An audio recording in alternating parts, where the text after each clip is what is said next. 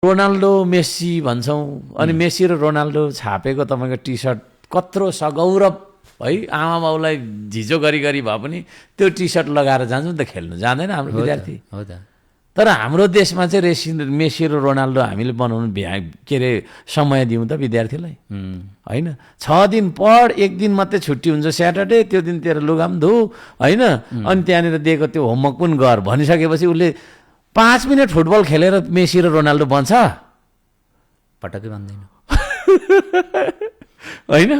बरु खेलमा लगाइदिउँ, खेल है तिमीहरू ल होइन, सन्डे मन्डे ट्युसडे चाहिँ दिनभरि फुटबल खेल्ने अथवा के खेल्ने भनेपछि त त्यसरी ट्रेनिङ पायो भनेदेखि त त्यो पनि बन्ला नि त। रोनाल्डो र मेस्सी बन्दैन? भन्छ। अनि अरू दिन चाहिँ तपाईँको खाली किताब पढाएको छ अनि केही पनि छैन, न खेलकुदमा हामी छौँ है। हाम्रो स्पोर्ट्स पनि इन्डस्ट्री हुनु सक्यो त है। म्युजिक होइन एन्ड लिटरेचर पनि तपाईँको इन्डस्ट्री हुनु सकेन, त्यसमा गरी खायौँ त हामीले? कोही कसैले कलम चलाएर पेट पाल्न सक्यो त? सकेन होइन।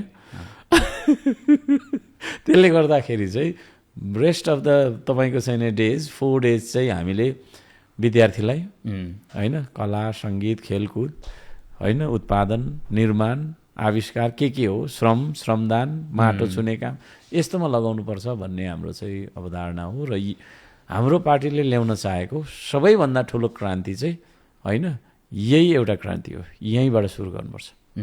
गजब।